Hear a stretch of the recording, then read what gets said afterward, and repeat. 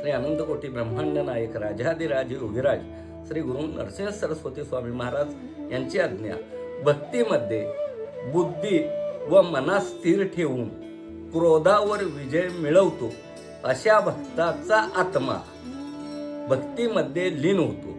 बघा, बुद्धी व मनास स्थिर ठेवून क्रोधावर जर आपण विजय प्राप्त केला तर अशा भक्ताचा आत्मा भक्तीमध्ये स्थिर, भक्तीमध्ये लीन होतो व परमात्म्याच्या दिशेने गतीने वाटचाल करतो.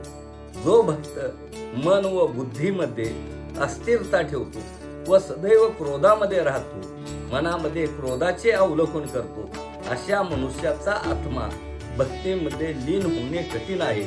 भक्तीमध्ये वाटचाल करीत असताना या दोन्ही तत्वास स्थिर ठेवता चांगल्या कर्माचे फळ प्राप्त होते व आत्म्यास परमानंद प्राप्त होतो.